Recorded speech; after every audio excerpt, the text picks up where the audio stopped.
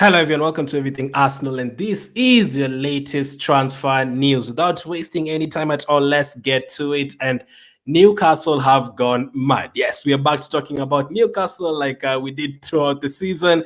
This time, they want some crazy amount of money for Alexander Isak. Like, it is absolutely crazy the kind of money they want. Now, listen, since Isak joined Newcastle, he's improved even more than before he was there. He's only at 24 years old. His future is looking bright. He's definitely a player who can always get 20 plus goals, whichever team he plays. So I respect that. So in terms of if Newcastle sell him, they have to make a profit, and they signed him for around like 70 million. So they have to make a profit. So, even if it's 100 million, it makes sense because these days the market has gone absolutely crazy. But I'm hearing that Newcastle are laughing. Newcastle laughed at the thought of 90 million. They laughed at it. Like, they were like, 90 million, ha. So you would think maybe they want, 100 million or something. That's not bad. You can always negotiate. But Newcastle do not want that. This is what they're saying. Sources have laughed at claims in the media that they would be willing to sell Isak for 90 million, insisting it would take double that to get them to even pick up the phone. He's admired by Arsenal, but unless he tries to force a move, he will not be leaving. Double 90 million. 180 million just to pick up the call is absolutely crazy. They're not even suggesting that 180 million will get the deal done. No. 180 million for us to just pick up the call and hear what you have to say. They're talking about close to 200 million for Alexander Isak. I mean, Isak is a very good striker. He can play on the wing and all that. But 200 million?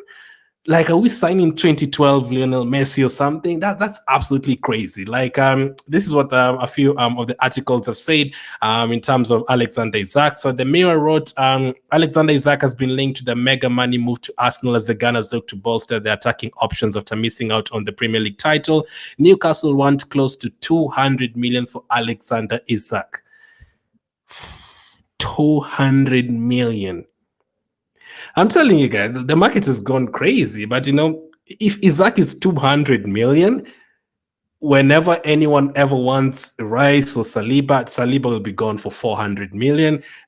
Rice, will need 400 million for Declan Rice. We'll need 400 million for Saka. We'll need 400 million for Odegaard because that's crazy. That is absolutely crazy. Isak, 24, has played the most prolific season of his career to date. I agree with that. He was very good this season, scoring 25 goals in 40 appearances across all competitions. That included netting 21 times in the Premier League, finishing the campaign as the third top scorer in the league. And some of those goals are very good. I've always talked about it. The goal he scored at Stamford Bridge, the goal he scored at Anfield, like some really good goals. The goals he scored against Tottenham as well. So really decent goals. In fact, Isak's 108 had the second best minutes per goal, like every 108 minutes. That's what they mean, with Haaland topping that list. So he's a very good player. He's linked to Arsenal, PSG, Real Madrid, those kind of teams. So he's a very good player. But for 200 million, that's definitely not going to happen. If it's 200 million, it's definitely going to stay at Newcastle. When people put up prices like that, just means that they don't want to sell him pretty much. They want to keep him for another year, and the only way that Isak would leave there is if he actually wants to leave and forces a move. But if he's happy to stay at Newcastle, then he will definitely stay there because no one is going to pay 200 million. Not even for Isak. I don't think there's anyone who you're going to pay 200 million for right now. I don't think there's anyone in this world that would pay 200 million for right now in the football world. I don't think there's anyone who would even get close to that. You can argue Messi and Ronaldo in their prime, maybe in Neymar and Suarez and those guys. But right now, I mean, even Hazard at his best, even Coutinho at their best, are like 100 million. So 200 million is double that. That's absolutely crazy. So it's fair to say, like, if they stick to their guns, Isak is definitely not an option. He's going to stay at Newcastle unless he forces a move out. So we'll wait and see what happens with that. So that's one in terms of whether we have Isak like as our priority. If you have Isak as your priority on your list in terms of getting a striker, forget about it. Forget about it for sure. That is definitely not going to happen. I don't even think we have that kind of money to spend. Even if we had 200 million, that can get you 4 players. So you wouldn't really want to spend that on one player before getting a winger and getting getting a midfielder. We're being into defenders. So yeah, might as well forget about that. Next up, let's go to other options in terms of strikers. Next up is Gyokeres. According to Charles Watts, from some discussions that I've had in the last couple of days, I'm not sure that Gyokeres will happen or could happen. I don't think we're going to see a huge transfer in terms of financial outlay. I think we'll see some good transfers from Arsenal. So for Gyokeres as well, they're talking about 100 million, which is it's manageable, I guess, in today's market, but I don't think too many teams, buy 100 million players back to back seasons. It becomes very hard, and especially for players who had his breakthrough season.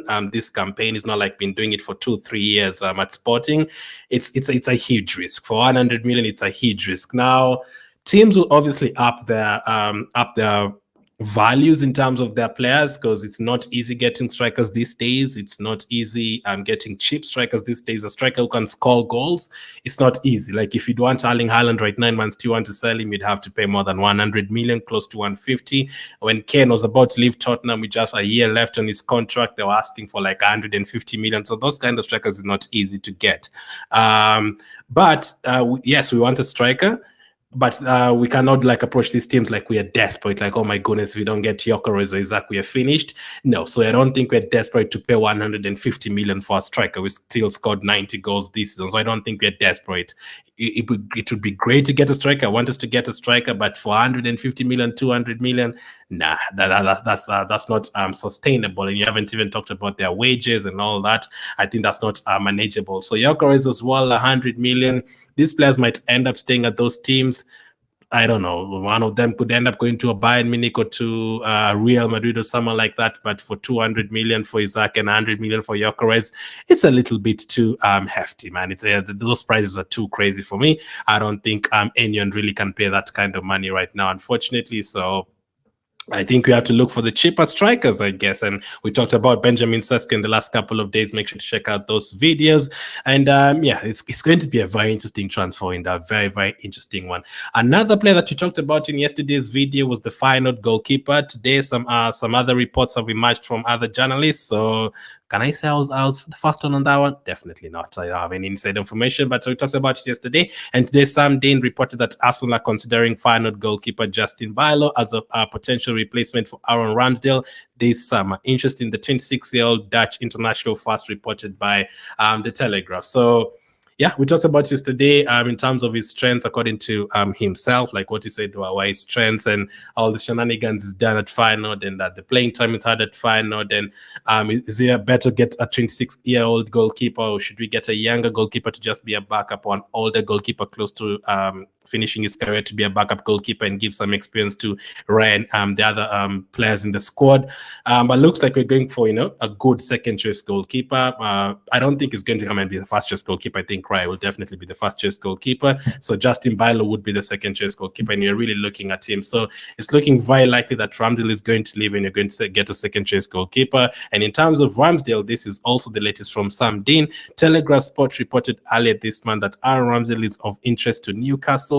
Eddie Howe previously worked with Ramsdale when he was manager of Bournemouth, and is keen to reunite with the player should Newcastle be able to produce an acceptable offer. So, I mean, I don't like working with Newcastle, obviously with everything that happened last season, and them bumping up the prices for the players like Isak and all those guys. If you really are desperate for Ramsdale, we can do a swap deal and we can get one of your players, maybe a Bruno Guimaraes or something. But it depends. Ramsdale might want to go there, and I do believe Ramsdale deserves to be like in the top 10 of the Premier League or the La Liga or wherever.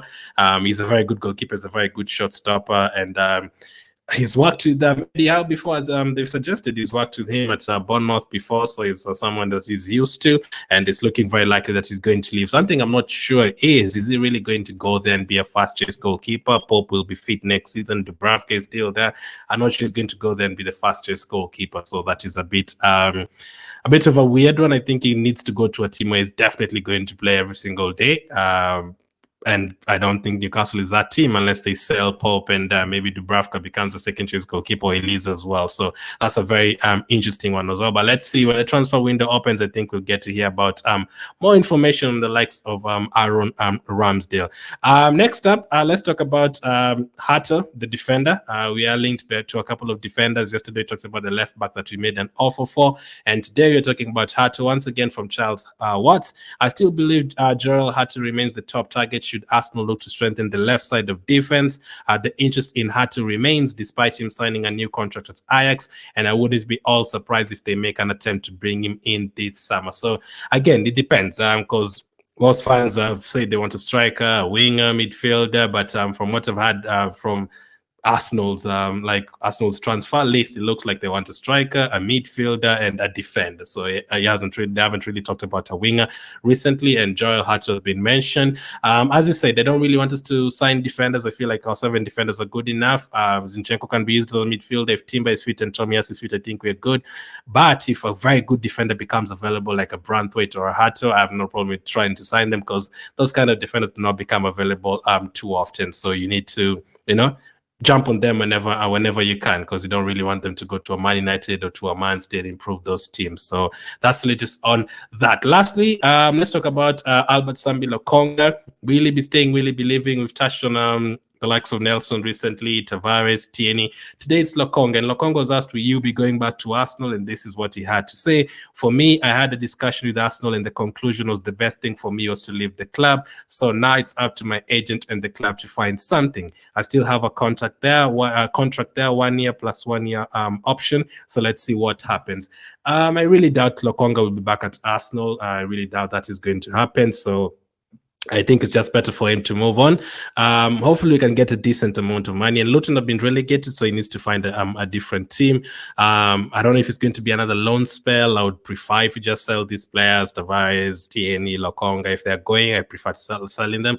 I don't see the need of loaning them out again. We could use that money. If we even sell them for 10 million, we can use that money to get even a centre-back like a Hato, just put it together and pay that 30, 40 million for Hato and get in fresh players. Because, you always have to freshen up the team. You always have to, move on. And some signings don't work, and a couple of these haven't worked. Now, to be fair to Lokonga, I did say when he was at Arsenal, there's a few times I felt like he was being exposed too much, because I think there's a game he played at Liverpool or Man City, and he was in midfield all by himself. That time we didn't have Rice, we didn't have Jorginho, Partey was injured, and we were depending on Lokonga to hold the midfield for us. And I think one of those games, Xhaka had a red card, he didn't play, and Lokonga was basically the lone midfielder. I don't think someone like a Lokonga would be able to play up against, Wijnaldum and Henderson or a De Bruyne those days. It would have been so hard for him, and that was like his first season and stuff, and it will always go up in smoke. It's not going to work out. So for me, for right now, I don't see which position it takes, because Partey is still here. Jorginho signed a new contract. Rice is here now. We're talking about signing midfielders like Joao Neves, talking about signing players like Zubimendi, even Bruno Guimaraes. There's no space for Lokonga, unfortunately. So I think most of you actually agree to sell him, unfortunately. Oh, I don't know. Fortunately, unfortunately, I don't know. But that one looks like it's not going to happen next season for him. And he already knows. Looks like he was told a long time ago that he's not going to be an Arsenal player. He needs to start looking for a different club. That is interesting. So let me know what you make about all that. The latest on Isak. Would you pay 200 million for him? What's the most you'd pay for Isak? How much do you think is worth?